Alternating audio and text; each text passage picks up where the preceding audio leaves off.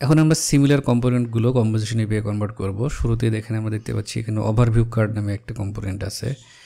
এটা একদম simple component, এখানে শুধু প্রপস আছে। এটাকে আমরা স্ক্রিপ্ট সেটআপ দিয়ে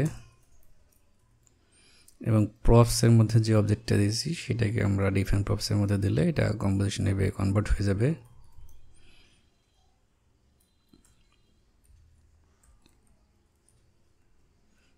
হয়ে গেছে। এখন যদি পেজটা রিলোড দিই, অটোমেটিক্যালি রিলোড হয়েছে, যদিও দেখেন এখানে এটা কাজ করতেছে, তার মানে এটা ঠিক আছে। এরপরে বাটন আমরা অলরেডি করেছি। দি কার্ট একটু বড়, তাই এটা আমরা আলাদা পার্টি করব। দ্য হেডার কম্পোনেন্ট এটাও একটু বড়, এটা আলাদা একটা পার্টি করব। এরপর দ্য মডেল অলরেডি করেছি। দ্য সাইড বারে দেখেন এখানে আমাদের কিছু ডাটা ডিফাইন করা ছিল, এগুলো আসলে ইউজ হয় নাই, কারণ আমরা কোনো একটা কিছু প্র্যাকটিস করার জন্য এইগুলো লিখছিলাম। তো এগুলো এখানে দরকার নেই, তাহলে আমরা এটাকে পুরোটাকে বাদ দিয়ে দিতে পারি।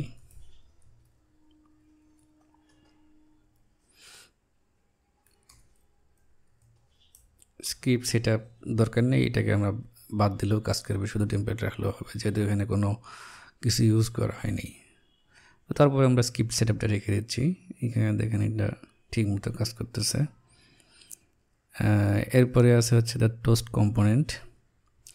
এই কম্পোনেন্টও শুধু প্রপস আছে, তো এটাও আমরা কনভার্ট করে নিচ্ছি।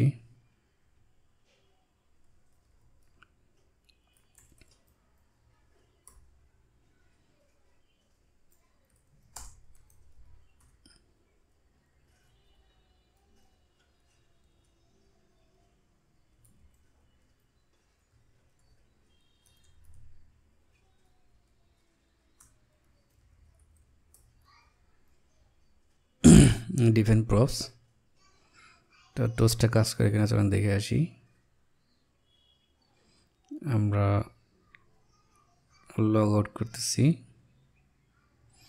আবার যদি লগ ইন করি টোস্টটা কাজ করছে।